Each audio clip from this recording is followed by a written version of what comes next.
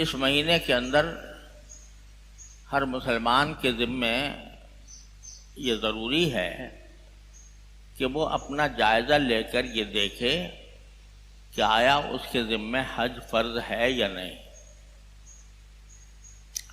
اگر فرض ہے تو پھر اس کی ادائیگی کے لیے اپنی تمام تر کوشش صرف کرنا بھی انسان کے ذمے لازم ہے۔ فرض کس پر ہوتا ہے وہ اللہ جل جلالہ نے اس آیت کریمہ میں بیان فرمایا جو میں نے ابھی آپ کے سامنے پڑھی ہے، وَلِلَّهِ عَلَى النَّاسِ حِجُّ الْبَيْتِ مَنِ اسْتَطَاعَ إِلَيْهِ سَبِيلًا، کہ اللہ کے لیے تمام لوگوں پر بیت اللہ کا حج کرنا فرض ہے۔ کس پر فرض ہے؟ من استطاع الیہ سبیلا۔ ایک مختصر بات یہ فرما دی کہ جو بیت اللہ تک جانے کی استطاعت رکھتا ہو، یعنی ایک طرف وہ اتنا صحت مند ہو کہ وہ سفر کر سکتا ہو، اور دوسری طرف اس کے پاس اتنے مالی وسائل ہوں کہ وہ سفر کا خرچ بھی برداشت کر سکتا ہو، سفر کے اندر جو کھانے پینے کی ضروریات ہوتی ہیں وہ بھی پوری کر سکتا ہو، اور وہاں قیام کے دوران جو اخراجات ہوتے ہیں وہ اخراجات بھی برداشت کر سکتا ہو۔ اور اس پر یہ بھی اضافہ ہے کہ وہ اتنے پیسے اس کے پاس ہوں کہ جتنے دن وہ حج پر رہے گا اتنے دن اس کے اہل و عیال کا جو خرچہ اس کے ذمہ میں فرض ہے وہ بھی وہ ادا کر سکے۔ یعنی اللہ تبارک و تعالیٰ نے ایک طرف اس کو فریضہ قرار دیا اور دوسری طرف دوسرے حقوق کو نظر انداز نہیں فرمایا کہ بھئی زبردستی آدمی مشقت اٹھا کر پیدل جائے، اور اس طرح پیدل جائے کہ تھکن کے بارے میں برا حال ہو جائے۔ تو قرآن نے اعلان کیا ہے کہ لا یکلف اللہ نفسا الا وسعها، اللہ تعالیٰ کسی بھی انسان کو اس کی وسعت سے زیادہ مکلف نہیں کرتا۔ لہذا فرمایا کہ اتنے سفر کے اخراجات موجود ہوں، سواری کے، جس سواری پر سوار ہو کر جا رہا ہے۔ پہلے سفر اونٹوں پر گھوڑوں پر ہوتے تھے تو یہ کہا جاتا تھا کہ بھئی کسی کے پاس اونٹ یا گھوڑے موجود ہوں یا کم از کم کرائے پر لے کر وہ جا سکے۔ اور آج کل جو سواریاں ہیں وہ خشکی کے راستے سے بھی اگر ممکن ہو، اس کا اگر سفر ممکن ہو اور اتنے اخراجات موجود ہوں تو بھی حج فرض ہو جائے گا۔ دوسرے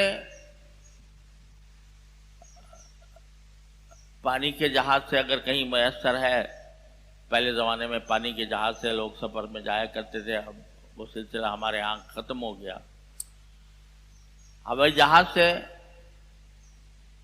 جانا ہو تو ہوائی جہاز کا اخراجات موجود ہوں۔ اب ہمارے ہاں ملکوں کے اندر، ہمارے ملک میں ایک خاص مقدار ہر سال مقرر کر دی جاتی ہے کہ بھئی اتنا خرچ ہوگا حج کے اوپر۔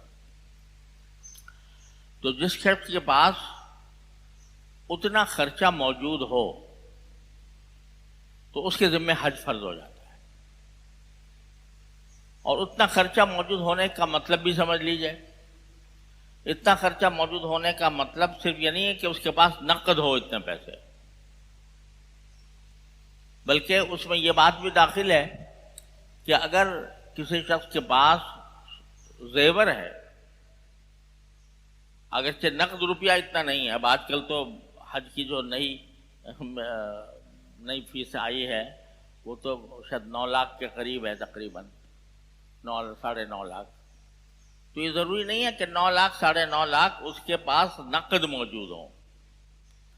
اگر اس کے پاس فرض کرو کہ زیور اتنا ہے، کیونکہ سونے کی بھی تو قیمت بہت بڑھ گئی ہے، تو اس واسطے اگر اتنا سونا ہے، اتنا زیور ہے کسی کی اپنی ملکیت میں کہ وہ اس کو بیچ کر حج کر سکتا ہے، تو حج اس کے ذمہ فرض ہو جاتا ہے۔ یا اگر کوئی تجارت کرتا ہے اور اس کی مال تجارت اس کا اتنا ہے کہ اگر اس مال تجارت کو فروخت کر کے وہ حج کر سکتا ہو، اس کے ذمہ بھی حج فرض ہے۔ لہذا بعض لوگ یہ سمجھتے ہیں کہ بھئی جو زیور ہمارے صندوقچی میں رکھا ہے وہ تو اپنی جگہ رکھا ہے،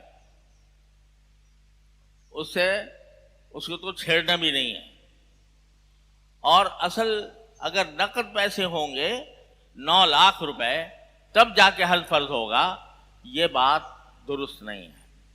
نقد ہو، زیور ہو، یا تجارت کا سامان ہو اتنا، تو اس کے ذمہ حج فرض ہو جاتا ہے۔ البتہ شریعت نے یہ مالوں کی ملکیت کے سلسلے میں اس بات کا لحاظ رکھا ہے کہ جس کی اپنی ملکیت میں ہوگا اس کے ذمہ فرض ہوگا۔ فرض کرو کہ زیور جو ہے وہ اگر شوہر کی ملکیت میں ہے تو شوہر کے ذمہ فرض ہوگا، اور اگر بیوی کی ملکیت میں ہے تو بیوی کی بیوی پر فرض ہوگا، بشرطے کہ بیوی کسی اپنے محرم کے ساتھ جا سکتی ہو۔ تو بعض لوگ یہ سمجھتے ہیں کہ بھئی زیور جو ہے تو اپنی ملکیت میں ہے، لیکن دے رکھا ہے بیوی کو پہننے کے لیے۔ اب یہ سوچتا ہے یہ تو بیوی کا ہے تو اس کے اوپر میرا کوئی یہ میرے اس کی وجہ سے مجھ پر حج فرض نہیں ہوگا، تو یہ خیال غلط ہے۔ جس کی ملکیت میں ہے اس کے ذمہ فرض ہے، جس کی ملکیت میں نہیں ہے اس کے ذمہ فرض نہیں ہے، اللہ تعالیٰ نے فرض نہیں کیا اس کے۔